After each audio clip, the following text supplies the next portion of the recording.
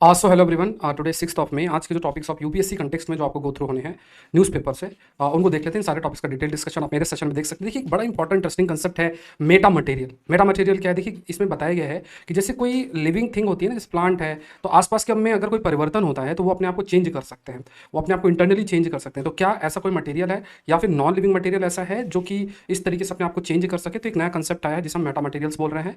इनका जो प्रॉपर्टी है मेटा मटेरियल्स का, वो सिर्फ इनके केमिकल कंपोजिशन पे निर्भर नहीं करती है, रादर ये इनके फिजिकल अरेंजमेंट पर भी निर्भर करती है। तो ये एक की पॉइंट है जो आपको दिमाग में रखना है। अब इसमें इन्होंने ना एक एग्जांपल भी दिया कि जैसे फॉर एग्जांपल इसमें जब ये मटेरियल का यूज़ करके ऐसे कई यूनिट्स कंबाइन करके बनाए जाएंगे तो like it will be like a robotic unit, जिसमें एक स्मॉल मोटर, एंगल सेंसर और माइक्रो कंट्रोलर भी इसके अंदर होगा। तो ये बहुत इंटरेस्टिंग पॉइंट है जो कि ध्यान में रखना है। इनको हम एडाप्टिव मटेरियल शब्द भी यूज़ करते हैं, मतलब अपने बिहेवियर को ये चेंज कर सकते हैं सिचुएशन के अकॉर्डिंग।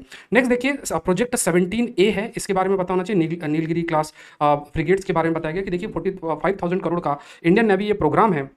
और अभी देखिए आईएनएस महेंद्रगिरी है वो डिलीवर किया गया है अप्रैल 30 को, और 6 शिफ्ट जो है डिलीवर्ड है इन 17th मंथ। अब इसमें ना एक बड़ा अच्छा एक आर्गूमेंट दिया गया है कि देखिए वॉरशिप की जो बिल्डिंग्स हैं, जो वॉरशिप एक तरीके से बनाई जा रही हैं, कई बार ये प्रोजेक्ट डिले होते हैं। क्यों? क्योंकि जो डिज़ाइन चेंज है कंस्ट्रक्शन के टाइम पे, और दूसरा ये भी होता है कि बहुत सारी चीज़ों का जो हमारे पास नहीं है, सेंसर्स या दूसरे कई क्रिटिकल पार्ट है, हमें बाहर से लेना पड़ता है। तो कहा गया है कि जो वॉरशिप क्लासेस है उनमें hundreds of design changes construction के टाइम पे होते हैं, और नेवी जो है they are inducting platforms without proper support infrastructure. तो इस पर काम करने का जरूरत है। तो प्रोजेक्ट 17A जो है वो लगभग 75% इंडिजिनस कंपोनेंट जो है बाय वैल्यू यूज़ करता है, और बाकी हम बाहर की तरफ निर्भर करते हैं। तो इसमें कहा गया कि हम बहुत सारी शिप्स तो डेवलप कर लेंगे, लेकिन पॉइंट ये है कि क्या वो डिटेक्ट कर पाएंगे। मतलब जो आर्गूमेंट है कि जो डोमेस्टिक बिल्डिंग है वो बहुत ज़्यादा इंपोर्टेड क्रिटिकल पार्ट्स पर निर्भर करता है। तो इस चीज़ को हमें देखना पड़ेगा।